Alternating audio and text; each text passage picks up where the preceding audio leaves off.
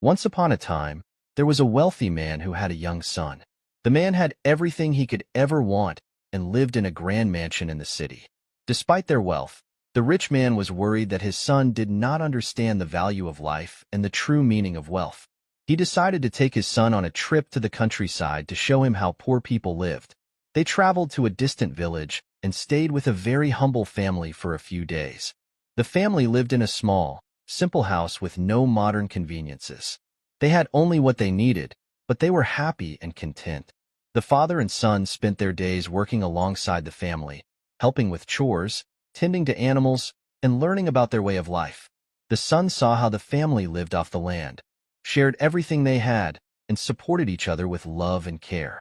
After several days, the rich man and his son returned to their luxurious mansion.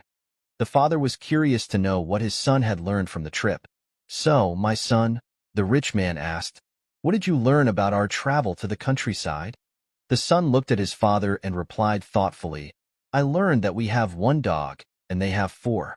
We have a pool that reaches the middle of our garden, but they have a creek that has no end.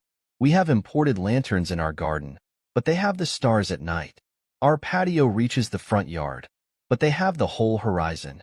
The son continued, "We have a small piece of land to live on, but they have fields that go beyond each other. We buy our food, but they grow theirs. We have walls around our property to protect us, but they have friends to protect them."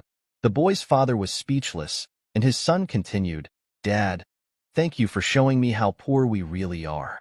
The rich man stood in silence, realizing that his son had learned a profound lesson about the true meaning of wealth and happiness. It was not about material possessions, but about love, community, and contentment with what one has.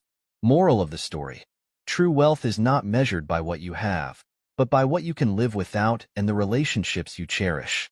Happiness comes from appreciating the simple things in life and being content with what you have.